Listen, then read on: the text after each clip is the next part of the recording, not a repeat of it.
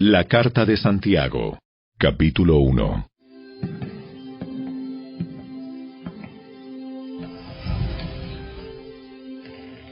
Yo, Santiago, esclavo de Dios y del Señor Jesucristo, escribo esta carta a las 12 tribus, los creyentes judíos que están dispersos por el mundo. Reciban mis saludos. Amados hermanos, cuando tengan que enfrentar cualquier tipo de problemas, considérenlo como un tiempo para alegrarse mucho, porque ustedes saben que siempre que se pone a prueba la fe, la constancia tiene una oportunidad para desarrollarse.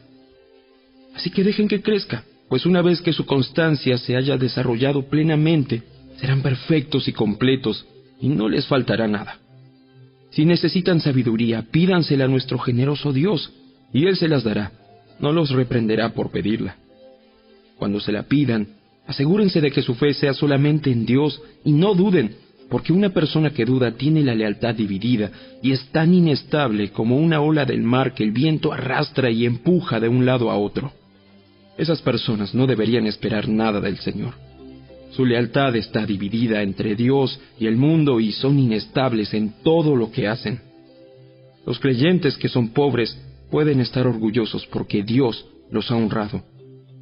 Y los que son ricos deberían estar orgullosos de que Dios los ha humillado. Se marchitarán como una pequeña flor de campo. Cuando el sol calienta mucho y se seca el pasto, la flor pierde fuerza, cae y desaparece su belleza. De la misma manera se marchitarán los ricos junto con todos sus logros. Dios bendice a los que soportan con paciencia las pruebas y las tentaciones, porque después de superarlas, recibirán la corona de vida que Dios ha prometido a quienes lo aman. Cuando sean tentados, acuérdense de no decir, Dios me está tentando. Dios nunca es tentado a hacer el mal y jamás tienta a nadie. La tentación viene de nuestros propios deseos, los cuales nos seducen y nos arrastran. De esos deseos nacen los actos pecaminosos, y el pecado, cuando se deja crecer, da luz a la muerte. Así que no se dejen engañar, mis amados hermanos. Todo lo que es bueno y perfecto es un regalo que desciende a nosotros de parte de Dios nuestro Padre, quien creó todas las luces de los cielos. Él nunca cambia ni varía como una sombra en movimiento.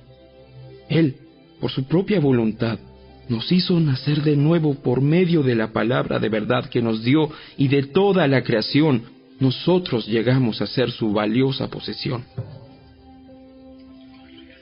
Mis amados hermanos, quiero que entiendan lo siguiente. Todos ustedes deben ser rápidos para escuchar, lentos para hablar y lentos para enojarse. El enojo humano no produce la rectitud que Dios desea. Así que quiten de su vida todo lo malo y lo sucio, y acepten con humildad la palabra que Dios les ha sembrado en el corazón, porque tiene el poder para salvar su alma.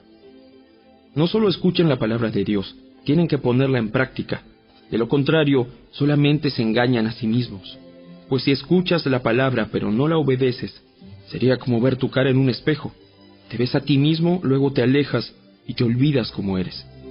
Pero si miras atentamente en la ley perfecta que te hace libre y la pones en práctica, y no olvidas lo que escuchaste, entonces Dios te bendecirá por tu obediencia.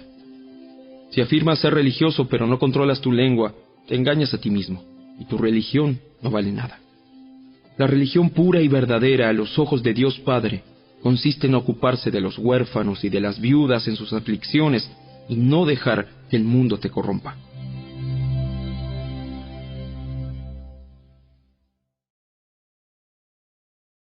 Capítulo 2.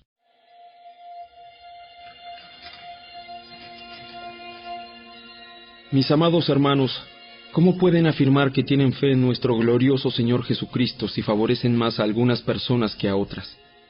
Por ejemplo, supongamos que alguien llega a su reunión vestido con ropa elegante y joyas costosas, y al mismo tiempo entra una persona pobre y con ropa sucia.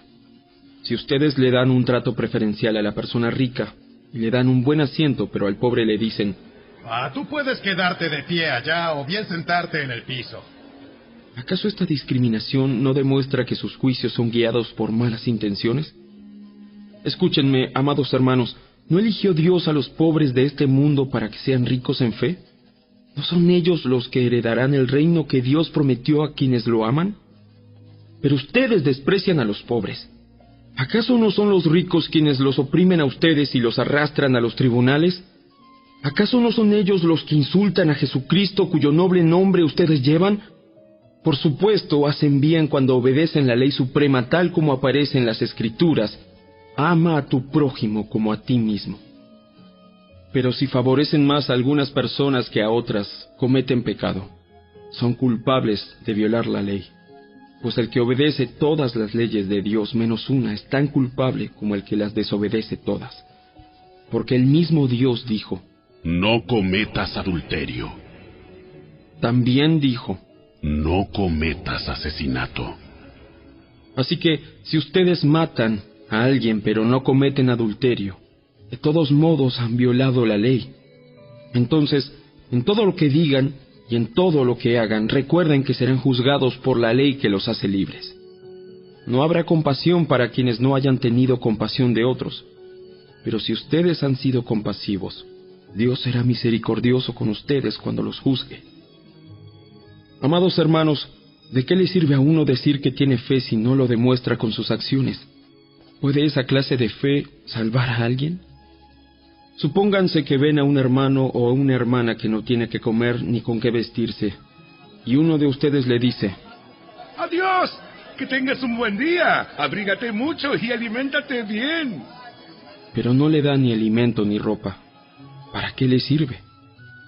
Como pueden ver, la fe por sí sola no es suficiente. A menos que produzca buenas acciones, está muerta y es inútil. Ahora bien, alguien podría argumentar: algunas personas tienen fe, otras buenas acciones. Pero yo les digo, ¿cómo me mostrarás tu fe si no haces buenas acciones? Yo les mostraré mi fe con mis buenas acciones. Tú dices tener fe porque crees que hay un solo Dios. Bien hecho. Aún los demonios lo creen y tiemblan aterrorizados.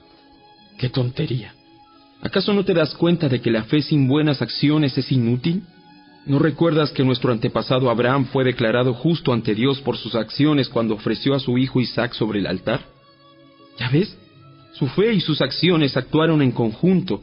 Sus acciones hicieron que su fe fuera completa. Y así se cumplió lo que dicen las Escrituras. Abraham le creyó a Dios, y Dios lo consideró justo debido a su fe.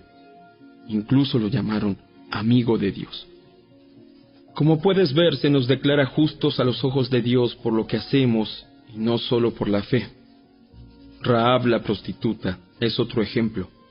Fue declarada justa ante Dios por sus acciones cuando ella escondió a los mensajeros y los ayudó a regresar sin riesgo alguno por otro camino. Así como el cuerpo sin aliento está muerto, así también la fe sin buenas acciones está muerta.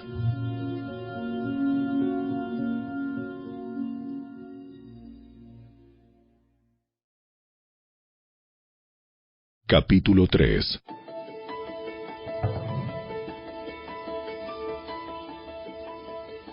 Amados hermanos, no muchos deberían llegar a ser maestros en la iglesia, porque los que enseñamos seremos juzgados de una manera más estricta.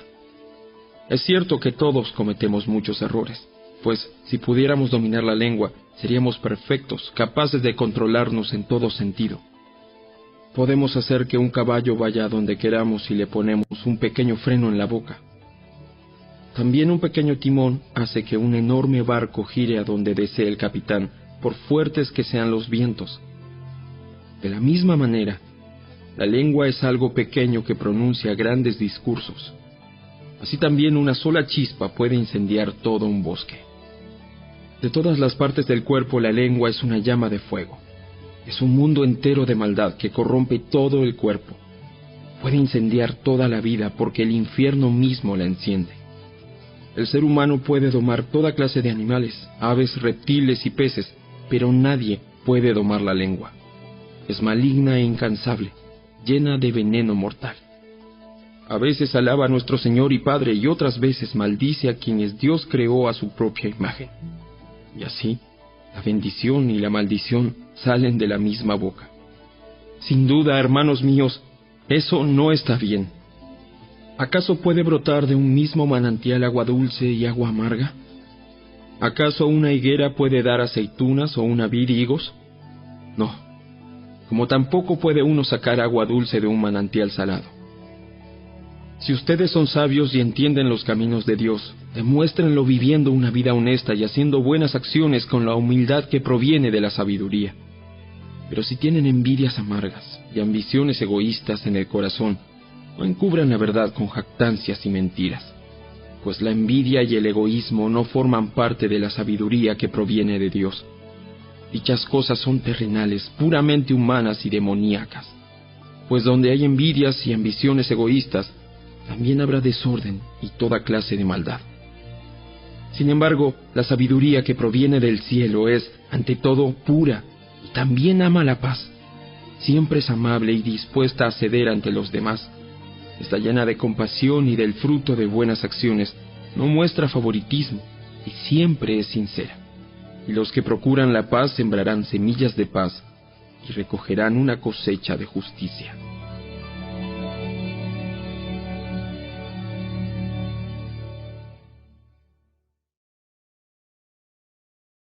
Capítulo 4. ¿Qué es lo que causa las disputas y las peleas entre ustedes? ¿Acaso no surgen de los malos deseos que combaten en su interior? Desean lo que no tienen, entonces traman y hasta matan para conseguirlo. Envidian lo que otros tienen, pero no pueden obtenerlo. Por eso luchan y les hacen la guerra para quitárselo. Sin embargo, no tienen lo que desean porque no se lo piden a Dios. Aun cuando se lo piden, tampoco lo reciben porque lo piden con malas intenciones. Desean solamente lo que les dará placer. Adúlteros, ¿no se dan cuenta de que la amistad con el mundo los convierte en enemigos de Dios? Lo repito, si alguien quiere ser amigo del mundo, se hace enemigo de Dios. ¿Acaso piensan que las Escrituras no significan nada? Ellas dicen que Dios desea fervientemente que el Espíritu que puso dentro de nosotros le sea fiel, y Él da gracia con generosidad. Como dicen las Escrituras, Dios se opone a los orgullosos, pero da gracia a los humildes. Así que humíllense delante de Dios, resistan al diablo, y Él huirá de ustedes. Acérquense a Dios, y Dios se acercará a ustedes. Lávense las manos, pecadores, purifiquen su corazón, porque su lealtad está dividida entre Dios y el mundo. Derramen lágrimas por lo que han hecho, que haya lamento y profundo dolor, que haya llanto en lugar de risa y tristeza en lugar de alegría. Humíllense delante del Señor, y Él los levantará con honor. Amados hermanos, no hablen mal los unos de los otros. Si se critican y se juzgan entre ustedes, entonces critican y juzgan la ley de Dios. En cambio, les corresponde obedecer la ley, no hacer la función de jueces. Solo Dios, quien ha dado la ley, es el juez. Solamente Él tiene el poder para salvar o destruir. Entonces, ¿qué derecho tienes tú para juzgar a tu prójimo? Presten atención, ustedes que dicen, hoy o mañana iremos a tal o cual ciudad y nos quedaremos un año. Haremos negocios allí y ganaremos dinero. ¿Cómo saben qué será de su vida el día de mañana? La vida de ustedes es como la neblina del amanecer. Aparece un rato y luego se esfuma. Lo que deberían decir es, si el Señor quiere, viviremos y haremos esto o aquello. De lo contrario, están haciendo alarde de sus propios planes pretenciosos y semejante jactancia es maligna. Recuerden que es pecado saber lo que se debe hacer y luego no hacerlo.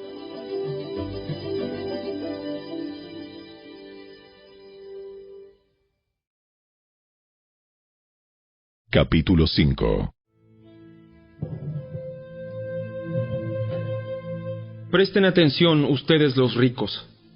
Lloren y giman con angustia por todas las calamidades que les esperan. Su riqueza se está pudriendo y su ropa fina son trapos carcomidos por polillas. Su oro y plata se han corroído. Las mismas riquezas con las que contaban les consumirán la carne como lo hace el fuego. El tesoro corroído que han amontonado testificará contra ustedes el día del juicio. Así que escuchen, oigan las protestas de los obreros del campo a quienes estafaron con el salario. Los reclamos de quienes les cosechan sus campos han llegado a los oídos del Señor de los ejércitos celestiales. Sus años sobre la tierra los han pasado con lujos, satisfaciendo todos y cada uno de sus deseos. Se han dejado engordar para el día de la matanza. Han condenado y matado a personas inocentes que no ponían resistencia. Amados hermanos, tengan paciencia mientras esperan el regreso del Señor. Piensen en los agricultores que con paciencia esperan las lluvias en el otoño y la primavera. Con ansias esperan a que maduren los preciosos cultivos. Ustedes también deben ser pacientes. Anímense porque la venida del Señor está cerca. Hermanos, no se quejen unos de otros o serán juzgados. Pues miren, el juez ya está en la puerta. Amados hermanos, tomen como ejemplo de paciencia durante el sufrimiento a los profetas que hablaron en nombre del Señor. Honramos en gran manera a quienes resisten con firmeza en tiempo de dolor. Por ejemplo, han oído hablar de Job, un hombre de gran perseverancia. Pueden ver cómo al final el Señor fue bueno con él, porque el Señor está lleno de ternura y misericordia. Pero sobre todo, hermanos míos, nunca juren por el cielo ni por la tierra ni por ninguna otra cosa. Simplemente digan sí o no, para que no pequen y sean condenados.